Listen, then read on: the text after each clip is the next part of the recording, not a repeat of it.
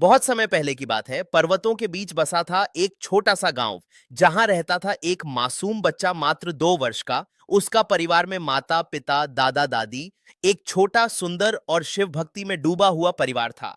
हर सुबह मंदिर में पूजा होती, शिव चालीसा गूंजती और उस परिवार की भक्ति से पूरा गांव प्रेरित होता था। लेकिन एक दिन सब बदल गया। अचानक आसमान में काले बादल छा गए, तूफान आया, तेज हवाएं चली, बिजली गड़गड़ाई और फिर गांव में बाढ़ आ गई। घर बह गए, लोग चीखने लगे, पेड़ गिर पड़े, जानवर बह गए, पूरा गांव तबाह हो गया। वो लड़का इस प्रलय में अकेला रह गया, उसका पूरा परिवार समाप्त हो। वह बहते बहते एक दूर जंगल के किनारे आ पहुंचा, भीगा हुआ कांपता हुआ माँ पापा को पुकारता रहा। लेकिन वहां कोई नहीं था, सिर्फ सन्नाटा और जंगल की डरावनी आवाजें। तभी कुछ लोग घोड़ों पर आए। ये थे डाकू। उनका मुखिया एक कठोर लेकिन दुखी व्यक्ति। जब उसने उस लड़के को देखा तो उसे दया आ गई, क्योंकि उसका खुद का कोई बेटा नहीं था। वो उस लड़के को गोद में उठा लाया, खाना दिया, दुलार दिया और फिर उसे बनाया डाकू।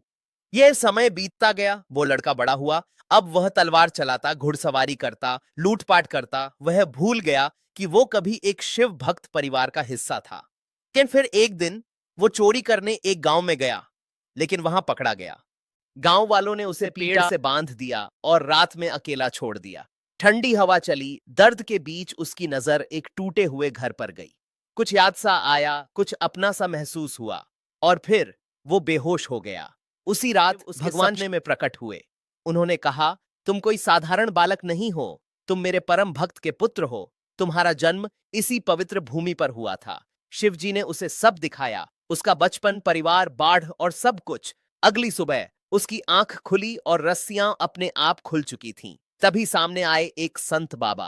उन्होंने कहा, बेटा, आज से कावड़ यात्रा शुरू हो रही है। चलो मेरे साथ, तुम्हारे पाप धुल जाएंगे और शिव की कृपा तुम्हें प्राप्त होगी। वो लड़का चल पड़ा।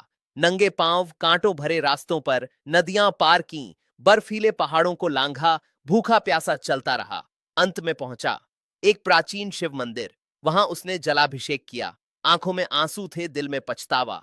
रात को शिव जी फिर प्रकट हुए। उन्होंने आशीर्वाद देते हुए कहा, अब गांव लौट जाओ तुम, वहीं शिव भक्ति करो और एक शांत सच्चा जीवा जीवन जियो। वो लड़का लौट आया। गांव वाले उसे पहचान गए। यह तो उसी शिव भक्त परिवार का वंशज है। सबने उसका स्वागत किया, सर झुकाया, सम्मान दिया। उसी समय डाकुओं की टोली भी वहां आ पहुंची। अभिमन्यु ने उन्हें पूरी कहानी सुनाई, शिव दर्शन, कावड़ यात्रा और सत्य का मार्ग। डाकुओं की आंखें भर आईं। उन्होंने अपने हथियार गिरा दिए और कहा, हम भी अब शिव भक्त बनेंगे। और इस तरह वो गांव फिर से शिव भक्ति में लीन हो गया। शिव मंदिर में घंटियां बजीं, भजन गूंजे और अंधकार मिट गया। अगर आप भी शिव भक्त हैं, अगर आपने भी कभी कावड़ यात्रा की है, तो जान लीजिए भगवान शिव आपके जीवन में भी चमत्कार जरूर करेंगे। हर हर महादेव। अगर आपको ये कहानी पसंद आई हो तो इस वीडियो को लाइक करें और चैनल को सब्सक्राइब करना ना भूलें।